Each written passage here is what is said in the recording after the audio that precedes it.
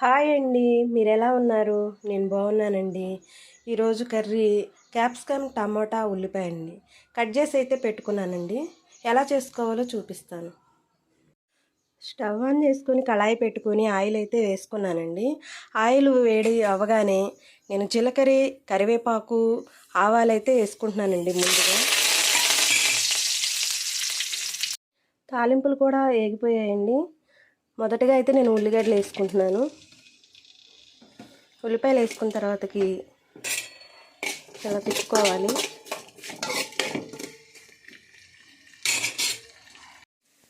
ఉల్లిపాయలు కూడా చక్కగా వేగిపోయాయండి. తర్వాత అయితే నేను టమాటా అయితే వేసుకుంటున్నాను. టమాటా వేసుకున్న తర్వాత వీటిని కలిసేలా తిప్పుకోవాలి.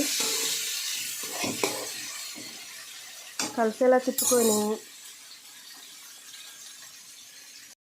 టమాటాలు కూడా చక్కగా మగ్గిపోయాయండి. వాటిలో నేనైతే క్యాప్సికమ్ వేసుకుంటున్నాను. క్యాప్సికమ్ వేసుకున్న తర్వాతకి వీటిని కలిసేలా తిప్పుకోవాలి. తిప్పుకున్న తర్వాతకి కొంచెం పసుపు వేసుకుంటున్నాను. ఈ కూరకి ఎంత కావాలో అంత సరిపడా ఉప్పు కూడా వేసేసుకుంటున్నాను నేను. తర్వాతకి ఈ పసుపు ఉప్పు వేసిన తర్వాతకి ఇలా కలిసేలా తిప్పుకోవాలండి. తిప్పుకున్న తర్వాతకి మూత అయితే వేసుకుంటున్నాను.